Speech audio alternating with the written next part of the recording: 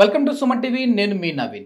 చాలా మందికి వయసుతో సంబంధం లేకుండా అరికాళ్ళలో మంటలు, చేతుల్లో తిమ్మిర్లు, కాళ్ళు లాగినట్టుగా అనిపిస్తూ ఉంటాయి. సో ఇది ఒక నరాల సమస్య అని చెప్పేసి అనుకుంటా ఉంటారు. దీనికి హోమియోపతిలో చాలా మంచి మెడిసిన్స్ అయితే ఉన్నాయంటున్నారు homeopathy expert doctor Chetan Raju గారు.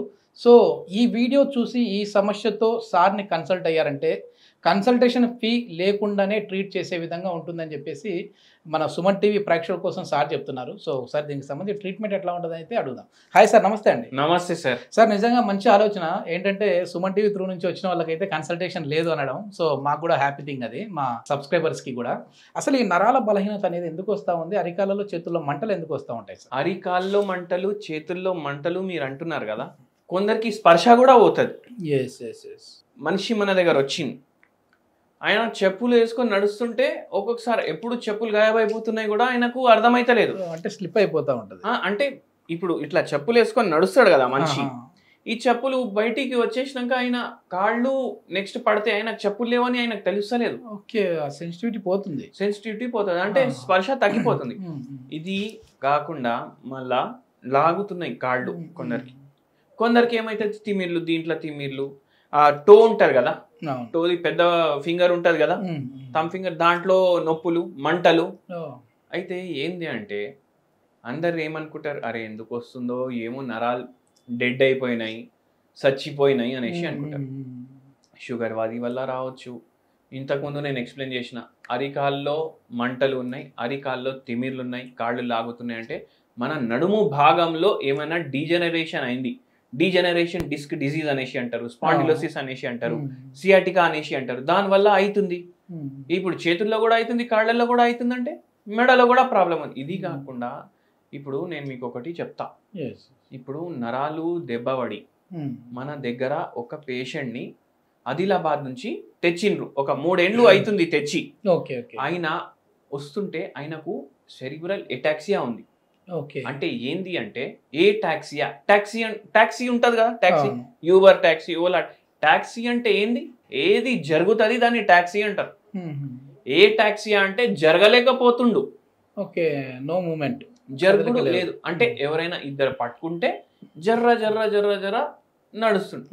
మళ్ళా గేట్ డిజార్డర్ ఉంది. అంటే ఇప్పుడు మనం ఎట్లా నడుస్తాం, చక్కగా నడుస్తాం, ఆయనకు అట్లా చక్కగా నడుస్తలేదు. ఆయనకు ఏంది అంటే ఎక్కడ నేను కాళ్ళు వేస్తున్నానో ఆయనకు అర్థమైతలేదు. అట్లా వచ్చిండ్రు వాళ్ళు, బ్యాలెన్స్ తప్పిపోతా. అయితే ఇది ఎందుకైంది అంటే స్ట్రోక్ వల్ల అయింది. ఇప్పుడు పక్షవాతం ఉంది. పక్షవాతం వస్తుంది కదా, ఈ చేతిలో ఉన్న నరాలు డ్యామేజ్ అయితే మీరు చెప్పండి, డ్యామేజ్ కావు. చేతుల్లో ఉన్నవి, కాళ్ళలో ఉన్నవి డ్యామేజ్ కావు. ఇది బ్రెయిన్ లో స్ట్రోక్ వస్తుంది. బ్రెయిన్ లా స్ట్రోక్ వస్తుంది, లేదంటే ఇస్చిమియా వస్తుంది. అంటే బ్లడ్ సప్లై సడన్ గా పెరిగిపోయి అక్కడ హెమరేజ్ అవుతుంది. అంటే రక్తం జమ అయిపోవడం వల్ల స్ట్రోక్ రావడం ఒకటి, రక్తం ఆగిపోవడం వల్ల స్ట్రోక్ రావడం ఇంకొకటి.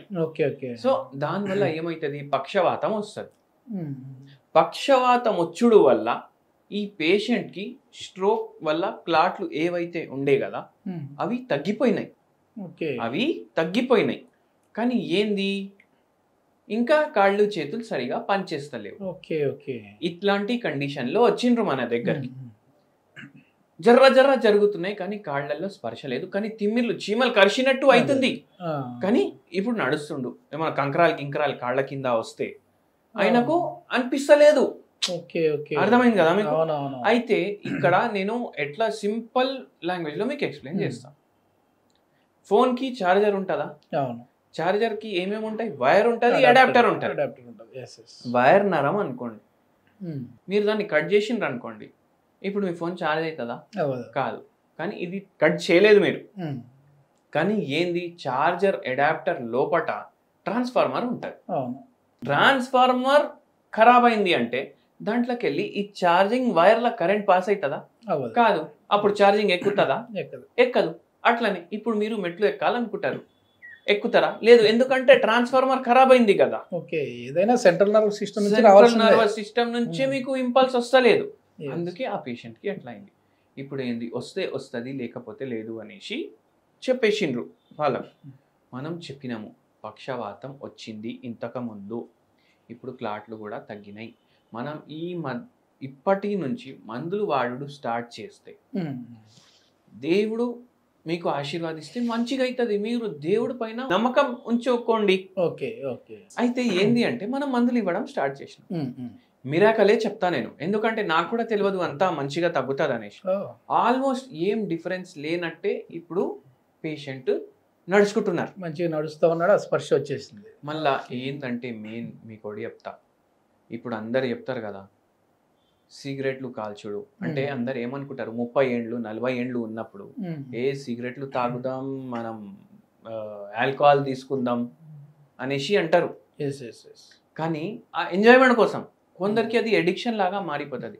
ఇప్పుడు ఈ పేషెంట్కి కూడా అట్లనే ఉండే, ఆ ఆల్కహాల్ తీసుకోవడం వల్ల సిగరెట్లు తాగడం వల్ల షుగర్ వచ్చింది.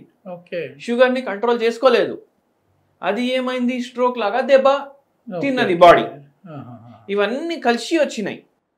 అయితే అందుకే మన హెల్త్ గురించి, మన ఆరోగ్యం నుంచి మనం ఆలోచించుకోవాలి. ఇప్పుడు ఒక హోమ్ రెమెడీ కూడా చెప్తాను. ఇటువంటివి మనకు పక్షవాతం కానీ, నరాలు దెబ్బపడినా, చచ్చుబడినా మనము ఏం చేయాలంటే ఏ దాంట్లో ఎలక్ట్రోలైట్లు కరెక్ట్గా ఉంటాయి అవి ఎక్కువ కన్జ్యూమ్ చేయాలి. Okay okay. ఫ్రూట్స్ ఉంటాయి కదా, స్పెషలీ యాపిల్, దాంట్లో ఐరన్ ఉంటుంది. యాపిల్ ఒకటి, బీట్రూట్ ఒకటి. ఓకే.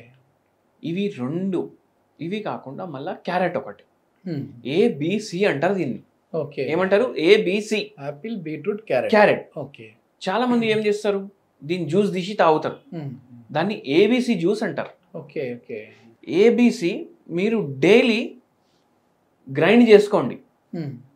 ఇది ఫిల్టర్ చేస్తే జ్యూస్ అవుతుందా? అవును. ఫిల్టర్ చేయకండి, గట్లనే తాగండి. అట్లనే తాగితే ఏమవుతుంది, ఫైబర్ కూడా పోతుంది, మీకు ఈ నరాలకు సంబంధించి కూడా హెల్ప్ చేస్తుంది. దాని తర్వాత మీకు బై ఛాన్స్ కాన్స్టిపేషన్ కూడా ఉంది అంటే దాంట్లో కూడా హెల్ప్ చేస్తుంది మనకు. ఫైబర్ రిచ్ ఉంటుంది కదా.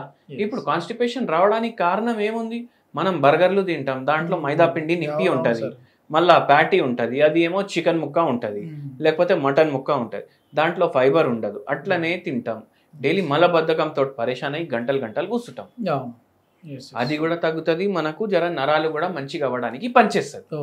సో ఇది వాడి వచ్చి కమెంట్ చేయండి. మీకు షుగర్ వ్యాధి ఉన్న వాడండి, బీపీ వ్యాధి ఉన్న వాడండి, ఎటువంటి వ్యాధి ఉన్నా ఇది హెల్ప్ చేస్తుంది మనకు.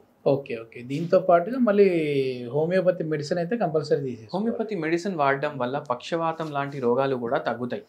ఒక్కసారి అయితే నరాలు దెబ్బపడి ఇట్లా జస్ట్ చిన్న ఇట్లా చాలా మైల్డ్ స్ట్రోక్ వచ్చింది. మైల్డ్ స్ట్రోక్ వచ్చినప్పుడే పేషెంట్కి తెలిస్తే మనం అప్పుడే ఒకటి మెడిసిన్ ఇచ్చినాం పేషెంట్కి.